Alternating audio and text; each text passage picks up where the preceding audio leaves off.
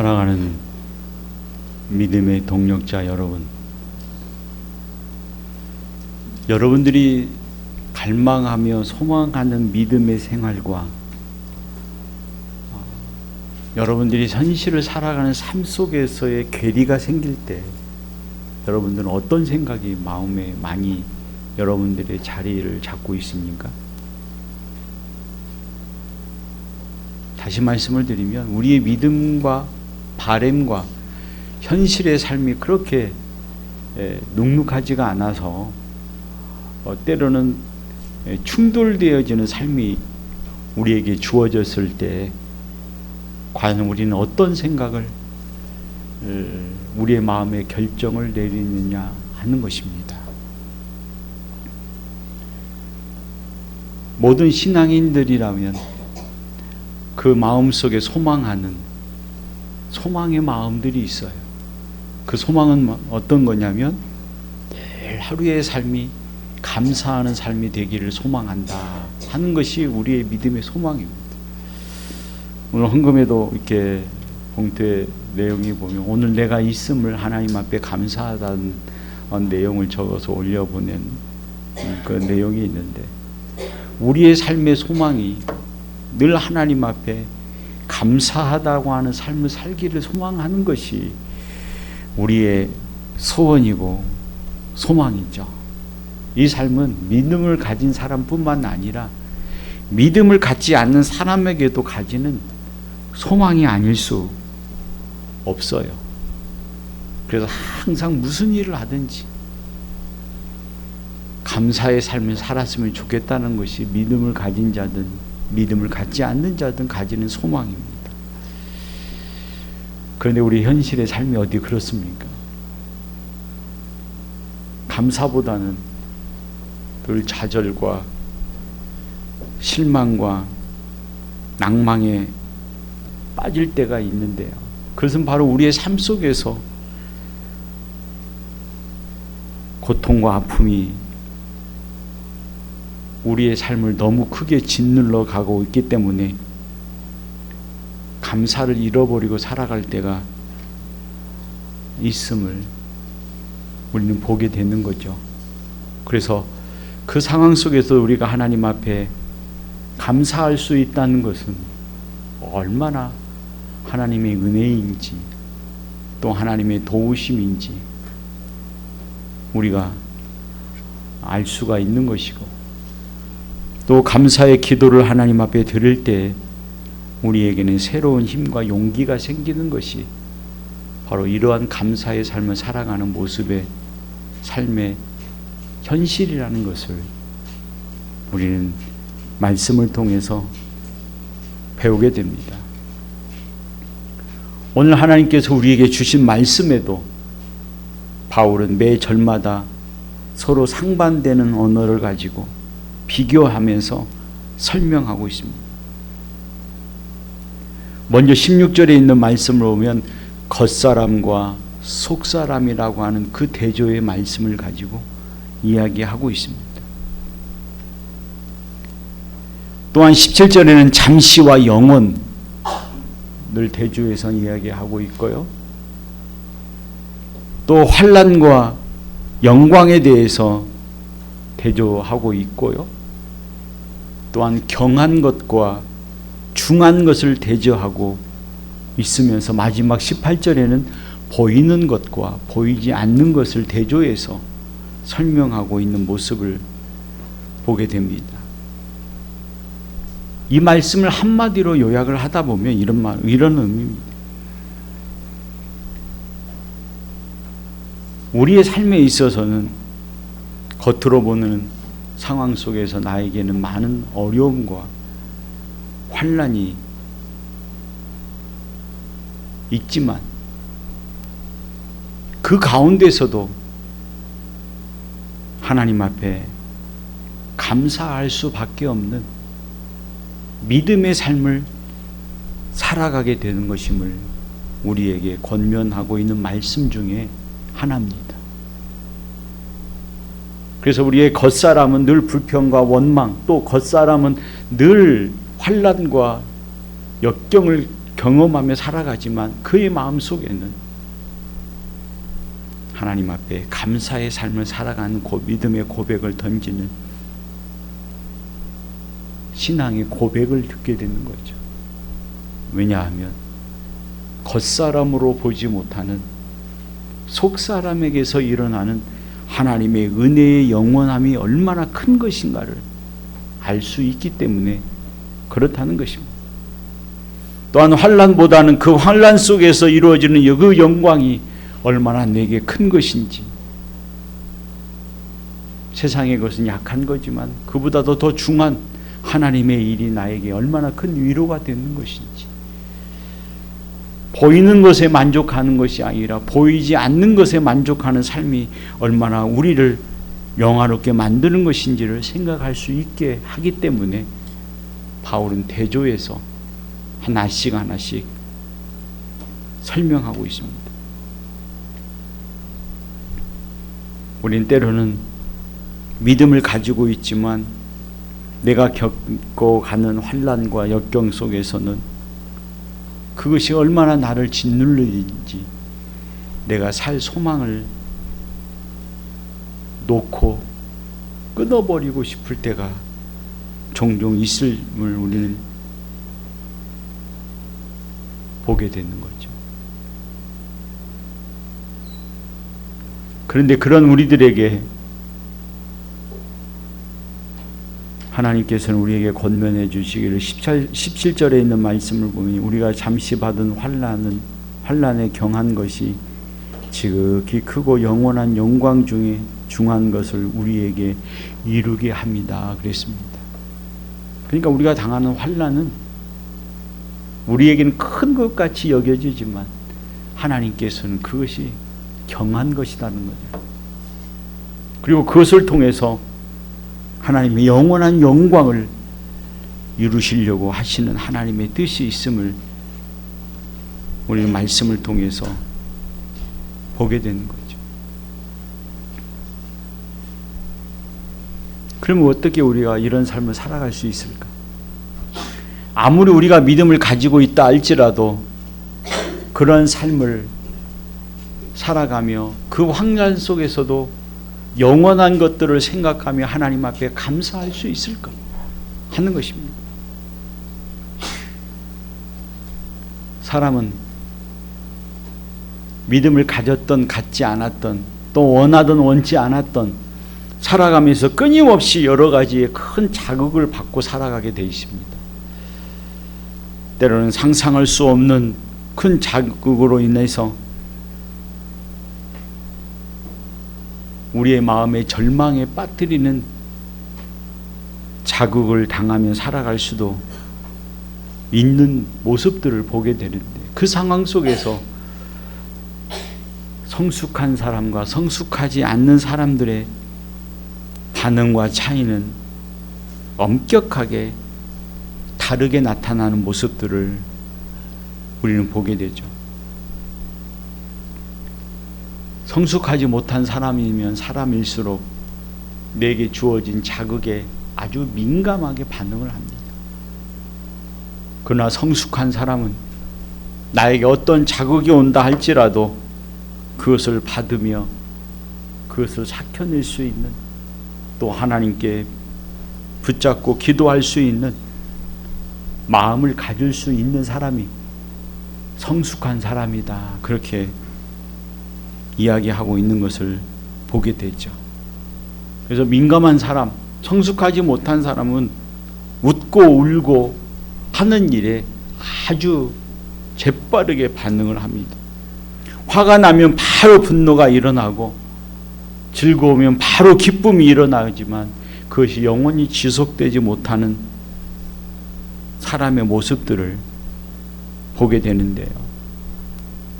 성숙한 그리스도인들은 거기에 즉각적으로 반응하거나 움직이지 않고 인내하며 참아내며 열매 맺어가는 삶을 살기 위해서 몸부림을 치며 하나님께 도움을 청하고 나가는 사람을 가르쳐서 성숙한 그리스도인이라 그렇게 이야기합니다.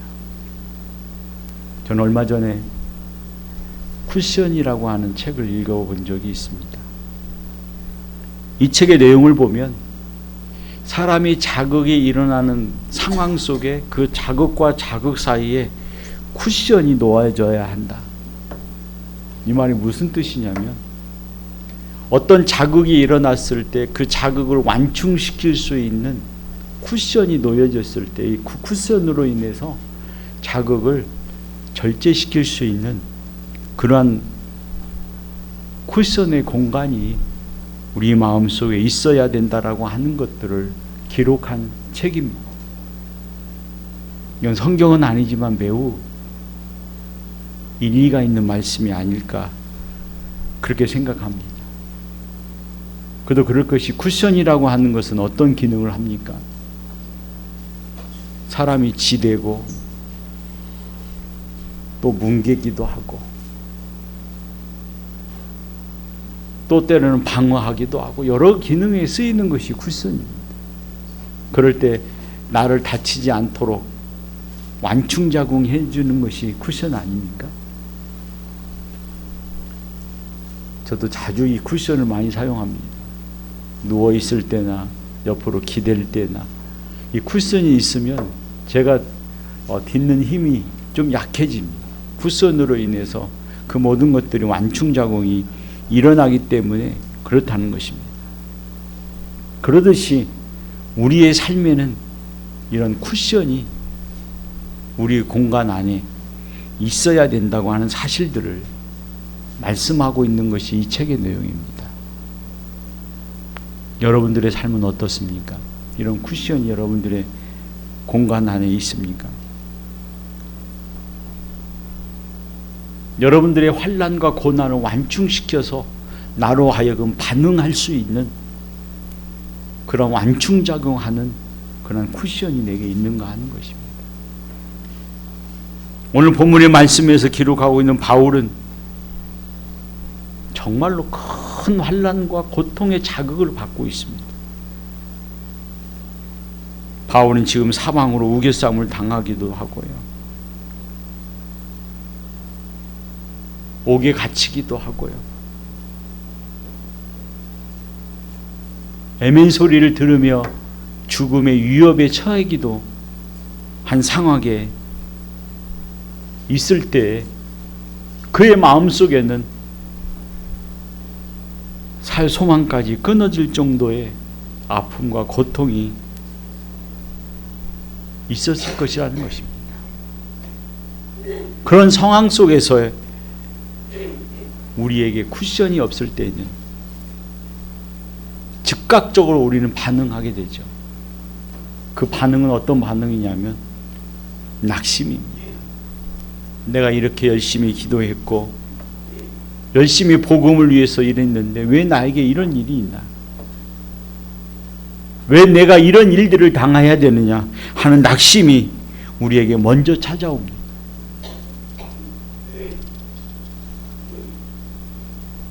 그로 인하여 우리에게 나타나는 반응은 뭡니까? 불평이죠. 상대에 대한 불평, 자신에 대한 원망.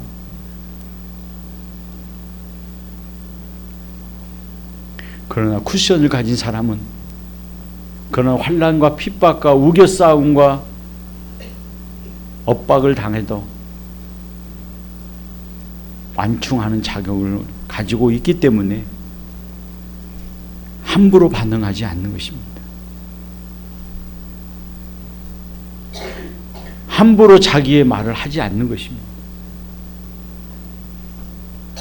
우리가 하나님 말씀을 다시 보면 17절과 18절에 있는 말씀을 보면 이렇습니다. 우리가 잠시 받은 환난에 경한 것이 지극히 크고 영원한 영광에 중한 것을 우리에게 이루게 함이니 우리가 주목하는 것은 보이는 것이 아니요 보이지 않는 것이니 보이는 것은 잠깐이요 보이지 않는 것은 영원함이라 라고 말씀합니다.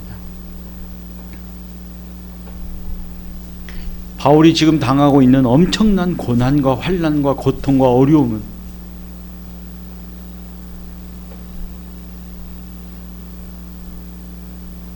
바울은 그것을 보는 게 아니라 그것으로 인하여 얻어지는 영원한 하나님의 나라의 시각을 보고 있다는 거예요. 내가 우선 당장 당하는 아픔을 보고 원망하고 불평하는 것이 아니라 이로 인하여 얻어질 믿음의 열매, 이로 인하여 얻어질 하나님의 영광, 이로 인하여 영원한 하나님의 세계를 볼 수 있다는 것을 바라보고 있다는 것입니다. 이것이 바울이 가지고 있는 영혼의 완충작용할 수 있는 쿠션의 공간인 거예요. 그러니까 하나님을 의지하는 삶이 그의 삶의 모든 삶을 완충시킬 수 있는 모습이라는 것입니다. 그래서 다양한 고난과 아픔을 당하여도 이걸 이겨낼 수 있는 것은, 나에게 어떤 시련과 환난과 외어싸움과 우겨싸움을 당해도 내가 참아내고 이겨낼 수 있는 것은 나로 인하여, 내 인내로 인하여 그러지는 것이 아니라 하나님께서 나로 인하여 영원한 것을 이루려 하시는 하나님의 영광을 바라보기 때문에 그걸 참고 인내하며 견디는 모습을 보게 된다, 이 말씀입니다. 물론 그 고통과 아픔을 당하면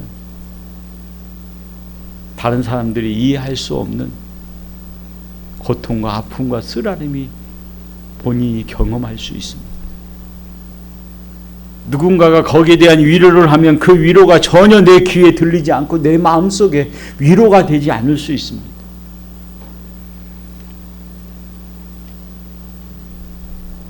그러나 하나님께서 나를 통해서 이루시고자 하시는 하나님의 계획과 뜻이 있다는 것을 생각할 때에는 우리는 그 마음을 쓸어내릴 수가 있는 것이고, 우리는 그에 합당한 삶을 살아가는 것이 어떤 것인가를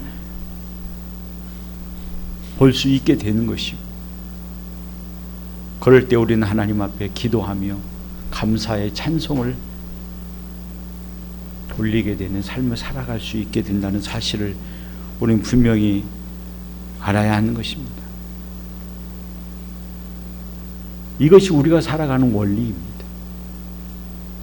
이것이 오늘 바울이 우리에게 말씀하시고자 하시는 삶의 원리요, 하나님의 나라의 백성들의 삶의 원리라는 것을 우리는 분명히 알아야 됩니다.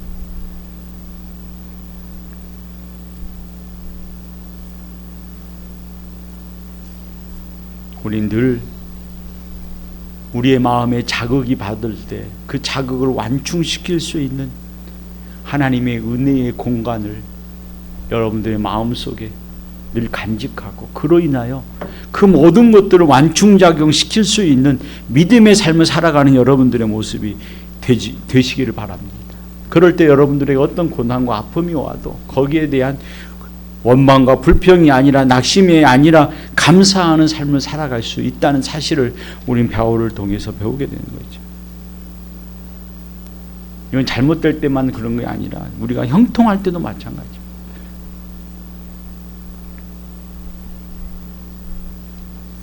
우리의 형통은 영원한 게 비해서는 잠시 있다가 사라질 것이요, 우리의 고통은 영원한 것에 비해서는 잠시 있다가 사라질 것이라는 사실을 우리는 분명히 알고 하나님 앞에 늘 감사하면서 하나님 앞에 찬양을 돌릴 때 하나님께서는 우리의 마음과 우리의 주위의 환경을 하나님께서 기뻐하시는 대로 조성해 가실 걸로 우리는 믿습니다.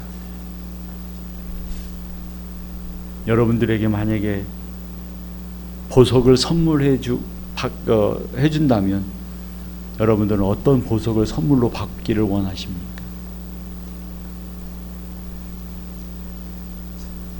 아마 다이아몬드가 아닐까 그렇게 생각합니다. 보석 중에 다이아몬드보다 더 좋은 보석이 있습니까? 이 다이아몬드를 분석해 보면 원소 기호로 C라고 이야기합니다.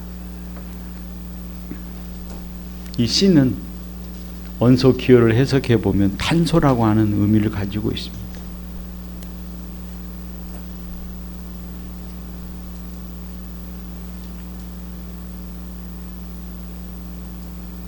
다이아몬드도 원소 기호로 씌어 탄소를 가지고 있는 것인데,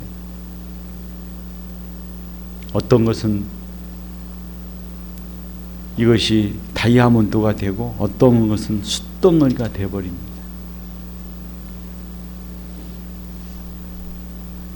그 숯덩어리가 다이아몬드가 될 수 있는 것은 땅속의 깊은 곳에서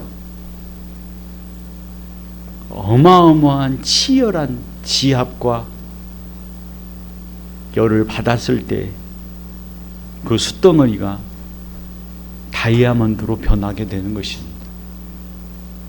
그러듯이 우리의 고난은 우리로 하여금 하나님이 원하시는 다이아몬드로 만들어내기 위한 하나의 과정인 것을 우리는 기억하고, 그 믿음과 고난과 환난이 왔을 때 원망과 불평보다는 하나님 앞에 감사하는 마음을 달라고 기도하며 하나님께 도움을 구하는 여러분들의 신앙의 모습이 되시기를 바랍니다.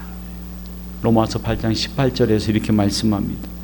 생각건대 현재의 고난은 장차 우리에게 나타날 영광과 좋게 비교할 수 없도다. 우리가 당하는 고난은 그 고난을 통해서 나타나실 하나님의 영광과 비교할 수 없다고 말씀합니다. 어떠한 고난과 환난이 와도 낙담하거나 실망하지 말고 감사하며 하나님의 은혜로 완충작용을 시켜나가는 여러분들의 삶의 모습이 되어질 때에 하나님은 여러분들을 다이아몬드로 바꾸셔서 하나님의 영광을 드러내는 역사를 이루어내실 것임을 우리는 분명히 깨달아가야 합니다. 그래서 우리는 늘 범사에 감사하고 그것이 하나님의 뜻임을 기억하면서 하나님 앞에 찬송하며 나가는 여러분들의 삶이 되시기를 바랍니다. 나의 한숨 대신 기도가, 나의 한탄 대신 하나님을 찬양하며 감사하는 찬송이 되는 여러분들의 삶이 되시기를 주님의 이름으로 축복합니다. 기도하겠습니다. 참으로 좋으신 아버지 하나님, 오늘 또 주시는 은혜를 따라 우리의 마음속에 하나님의 은혜의 공간을 만들고 그의 은혜의 공간을 통하여 우리의 어떤 환난과 고난과 아픔과 쓰라림이 있다 할지라도 참아내며 인내하며 감사하는 삶을 살아갈 때 하나님은 반드시 그 고난과 환경을 바꾸셔서 하나님의 선하신 뜻으로 인도해 주실 걸로 믿으며 확신하며 감사의 삶을 살아가는 저희들 되게 하여 주옵소서. 예수님의 이름으로 감사하며 기도 올리옵나이다. 아멘.